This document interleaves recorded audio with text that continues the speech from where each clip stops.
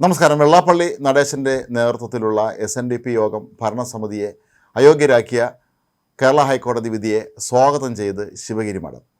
ഈ വിധി ശ്രീനാരായണനെ സംബന്ധിച്ചിടത്തോളം ഏറെ ആശ്വാസകരമായ ഒന്നാണ് എന്നാണ് ശിവഗിരി ധർമ്മസംഘം ട്രസ്റ്റ് പ്രസിഡന്റ് സ്വാമി സച്ചിദാനന്ദ ഇന്ന് മാധ്യമങ്ങളോട് പറഞ്ഞത്. കേരളത്തിലെ ശ്രീനാരായണ പ്രസ്ഥാനങ്ങളുടെ ഏറ്റവും പ്രധാനപ്പെട്ട 3 ഘടകങ്ങളാണ് SNDP യോഗവും SN ട്രസ്റ്റും അതുപോലെ ശ്രീനാരായണ ധർമ്മസംഘം ട്രസ്റ്റും. ഇത് മൂന്ന് പ്രത്യേക വിഭാഗങ്ങളായിട്ട് തന്നെയാണ് പ്രവർത്തിക്കുന്നത്.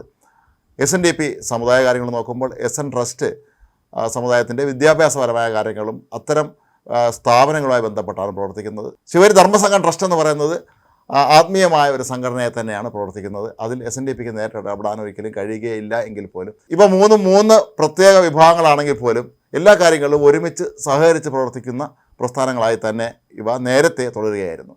എന്നാൽ Vellappally Natesan SNDP general secretary ആയി എത്തിയതിന് ശേഷം ഈ ബന്ധത്തിൽ വലിയ തോതിലുള്ള വിള്ളൽ സംഭവിച്ചിരുന്നു.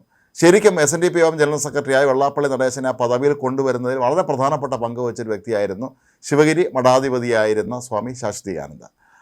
എന്നാൽ പിന്നീട് ശാശ്വതീകാനന്ദയുമായിട്ടുള്ള വെള്ളാപ്പള്ളിയുടെ ബന്ധത്തിൽ വലിയ തോതിലുള്ള ഉലച്ചിൽ സംഭവിച്ചു എന്നാണ് ശാശ്വതീകാനന്ദയുടെ മരണത്തിന് ശേഷം പുറത്തു വരുന്ന വാർത്തകളിൽ നിന്ന് അറിയാൻ കഴിഞ്ഞത്. മാത്രവുമല്ല, ശാശ്വതീകാനന്ദയുടെ മരണവുമായി ബന്ധപ്പെട്ടുള്ള നിരവധി ദുരൂഹതകൾ പിന്നീട് വെളിയിൽ വരികയും ഇതിലൊക്കെ തന്നെ വെള്ളാപ്പള്ളി നടേശന് ഇതിൽ പങ്കുണ്ട് എന്നുള്ള ആരോപണങ്ങൾ പുറത്തു വരികയൊക്കെ ചെയ്തിട്ടുണ്ടായിരുന്നു. ഏതായാലും അതോടെ ശിവഗിരി മഠവും വെള്ളാപ്പള്ളി നടേശനുമായുള്ള ബന്ധം കൂടുതൽ വഷളായി വരികയായിരുന്നു. ശിവഗിരി മഠത്തിലെ ചടങ്ങുകളിലൊക്കെ തന്നെ SNDP ജനറൽ സെക്രട്ടറി എന്നുള്ള നിലയിൽ വെള്ളാപ്പള്ളി നടേശൻ പങ്കെടുക്കുന്നത് വളരെ അപൂർവമായിരുന്നു. ഒരുപക്ഷെ വെള്ളാപ്പള്ളി നടേശനെ ക്ഷണിക്കാത്തതുകൊണ്ട് കൂടി ആയിരിക്കാം അങ്ങനെ സംഭവിച്ചിട്ടുള്ളത്. ഏറ്റവും ഒടുവിലായി ശിവഗിരി തീർത്ഥാടന സമയത്ത് നടന്ന സമ്മേളനത്തിൽ SNDP ജനറൽ സെക്രട്ടറി എന്നുള്ള വെള്ളാപ്പള്ളി നടേശൻ പങ്കെടുക്കുകയും ചെയ്തിട്ടുണ്ടായിരുന്നു. എങ്കിലും വളരെ കൃത്യമായി തന്നെയാണ് ശിവഗിരി മഠം ഇക്കാര്യത്തിൽ പ്രതികരിച്ചത് എന്നുള്ളത് ഏറെ ശ്രദ്ധേയമായൊരു കാര്യമാണ്. വെള്ളാപ്പള്ളി നടേശനെയും സഹപ്രവർത്തകരെയും അയോഗ്യരാക്കിയ നടപടിയെ കേരളത്തിലെ ശ്രീനാരായണീയ പ്രസ്ഥാനത്തിൽ അംഗങ്ങളായിരുന്ന ആളൊക്കെ തന്നെ വലിയ തോതിൽ സ്വാഗതം ചെയ്യുകയായിരുന്നു. ഒരുപക്ഷെ അതിൻ്റെ പശ്ചാത്തലത്തിൽ തന്നെ ആയിരിക്കാം ഇപ്പോൾ ശിവഗിരി മഠവും ഇത്തരത്തിലുള്ള വളരെ ഒരു ശക്തമായ നിലപാടുമായി രംഗത്തെത്തിയിരിക്കുന്നത്. സ്വാമി സച്ചിദാനന്ദ വളരെ കൃത്യമായി തന്നെ പറഞ്ഞിട്ടുണ്ടായിരുന്നു, കുറേ നാളുകളെ SNDP യോഗത്തിൻ്റെ പ്രവർത്തനങ്ങൾ അത്ര ശരിയായ രീതിയിലല്ല നടക്കുന്നത് എന്ന്.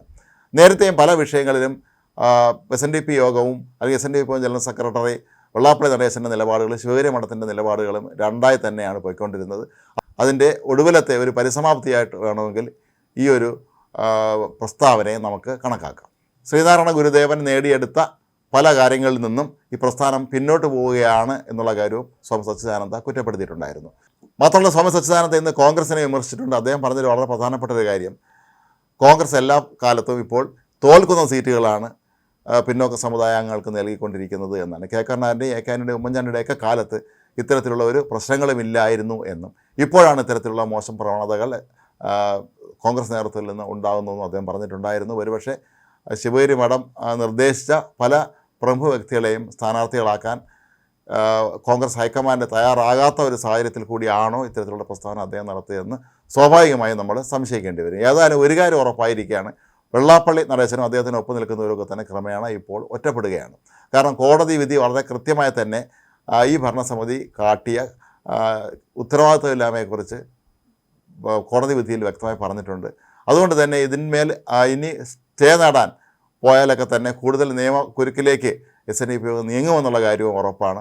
ഏതായാലും വെള്ളാപ്പള്ളി നടേശനെ സംബന്ധിച്ചിടത്തോളം ശിവഗിരി മഠത്തിൽ നിന്നുണ്ടായ ഈ ഒരു അഭിപ്രായമാണ്, അതായത് വെള്ളാപ്പള്ളി നടേശനെ അയോഗ്യനാക്കിയ നടപടിയെ സ്വാഗതം ചെയ്യുന്നു എന്നുള്ള ശിവഗിരി മഠത്തിൻ്റെ പ്രഖ്യാപനം വലിയ തോതിലുള്ള തിരിച്ചടിയായി മാറും എന്നുള്ളത് ഉറപ്പാണ്. കാരണം കേരളത്തിലെ ശ്രീനാരായണീയ പ്രസ്ഥാനത്തിൻ്റെ ആത്മീയപരമായ കാര്യങ്ങളിൽ എല്ലാ കാലത്തും ആധികാരികമായ അഭിപ്രായം പറയുന്നത് ശിവഗിരി മഠമാണ്. അങ്ങനെയുള്ള ശിവഗിരി മഠം തന്നെ പറയുകയാണ് വെള്ളാപ്പള്ളി നടേശനെ അയോഗ്യനാക്കിയത് സമുദായത്തിന് ആശ്വാസകരമാണ് എന്നുള്ളപ്പോൾ അത് വെള്ളാപ്പള്ളി നടേശനെ സംബന്ധിച്ചിടത്തോളം ശിവഗിരി മഠത്തിൻ്റെ പിന്തുണ തനിക്ക് ഇനി ഒരു കാലത്തും ലഭിക്കുകയില്ല എന്നുള്ള രീതിയിലേക്ക് പോകുന്നതിൻ്റെ വ്യക്തമായ സൂചനയായിട്ട് വേണം കണക്കാക്കാൻ. SN ട്രസ്റ്റിൻ്റെ ഭാരവാഹിത്വം ഇപ്പോഴും വെള്ളാപ്പള്ളി നടേശൻ്റെ കയ്യിൽ തന്നെയാണ് ഉള്ളത്.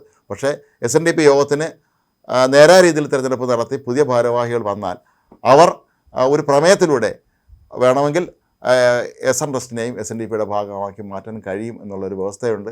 നേരത്തെ SNDP ഒരു പ്രമേയത്തിലൂടെയാണ് SN ട്രസ്റ്റ് രൂപീകരിക്കാൻ അന്ന് R ശങ്കർ ജീവിച്ചിരുന്ന കാലത്ത് തീരുമാനിച്ചിരുന്നത്. അതുപോലെ അത് തിരിച്ചെടുക്കാനും SNDP യോഗത്തിന് കഴിയും എന്നുള്ളത് കൊണ്ട് തന്നെ ഇനി അങ്ങോട്ടുള്ള വെള്ളാപ്പള്ളി നടേശൻ്റെ ശ്രീനാരായണ പ്രസ്ഥാനങ്ങളിൽ മേലുള്ള സ്വാധീനം വലിയ തോതിൽ കുറയാൻ തന്നെയാണ് സാധ്യത. അതിൻ്റെ നാന്ദിയായിട്ടായിരിക്കാം ഒരുപക്ഷെ ഇന്നിപ്പോൾ ശിവഗിരി മഠാധിപതി തന്നെ വെള്ളാപ്പള്ളി നടേശനെതിരെ രംഗത്തെത്തിയത്.